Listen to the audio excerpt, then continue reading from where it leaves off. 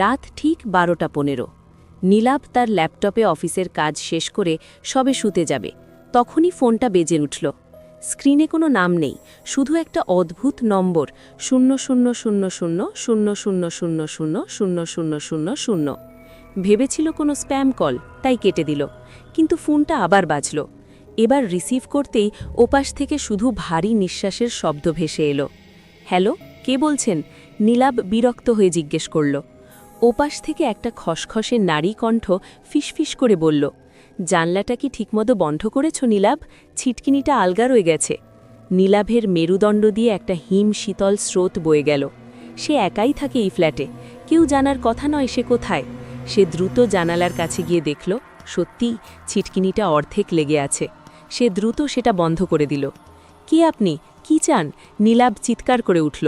ফোনটা কেটে গেল, কিন্তু ঠিক 5 সেকেন্ড পর একটা মেসেজ এলো, একটা ছবি। ছবিটা নীলাভের ঘরের জানালার বাইরের দিক থেকে তোলা। কাঁচের ওপারে নীলাভ দাঁড়িয়ে আছে, আর ঠিক তার কাঁধের ওপর দিয়ে একটা সাদা ফ্যাকাশে হাত বেরিয়ে আসছে। হাতটার নখগুলো কুচকুচে কালো আর পচা মাংসের মতো দুর্গন্ধ যেন ফোন থেকে বেরিয়ে আসছে। নীলাভ ভয়ে জমে গেল। সে পেছনে ফেরার সাহস পাচ্ছিল না। ঠিক তখনই তার কানের কাছে কেউ খুব শান্ত গলায় ফিসফিস করল, জানলা তো বন্ধ করলে, কিন্তু আমি যে আগে থেকেই ভেতরে ছিলাম। নীলাভ আর্তনাদ করে পেছন ফিরল, কিন্তু কেউ নেই। শুধু ঘরের আয়নায় দেখল তার নিজের গলার ওপর 5টা কালো আঙুলের ছাপ ফুটে উঠছে। ঠিক তখনই তার ফোনটা আবার ভিডিও কলে বেজে উঠল। স্ক্রিনে সে নিজেকেই দেখতে পাচ্ছে, কিন্তু সেটা লাইভ ফিড নয়। ভিডিওতে দেখা যাচ্ছে নীলাভ এখন ফোনের স্ক্রিনের দিকে তাকিয়ে আছে, আর ঠিক তার পেছনের সিলিং ফ্যান থেকে একটা বিভৎস মাথা উল্টো হয়ে ঝুলে নিচে নেমে আসছে। নীলাভ ওপরের দিকে তাকানোর আগেই ঘরের সব আলো নিভে গেল। ঘুটঘুটে অন্ধকারে শুধু একটা শব্দ শোনা গেল, দাঁত দিয়ে হাড় চেবানোর শব্দ। অন্ধকারে নীলাভের নিঃশ্বাস বন্ধ হয়ে আসছিল। ঘাড়ের কাছে সেই হিমশীতল নিঃশ্বাসটা এখন আরও স্পষ্ট। হঠাৎ তার ফোনের স্ক্রিনটা আবার জ্বলে উঠল। এবার কোনো কল নয়, ফোনের ফ্রন্ট ক্যামেরা নিজে নিজেই অন হয়ে গেছে। নাইট মোড অন থাকায় স্ক্রিনে সব কিছু সবুজ দেখাচ্ছে। নীলাভ দেখল সেই বিভৎস ছায়াটা আর সিলিংয়ে নেই, সেটা এখন ঠিক তার পিঠের সাথে সেটে আছে। একটা লম্বা হাড় জিরজিরে হাত নীলাভের বুকের ওপর দিয়ে উঠে আসছে, যেন তার হৃৎপিণ্ডটা খামচে ধরবে।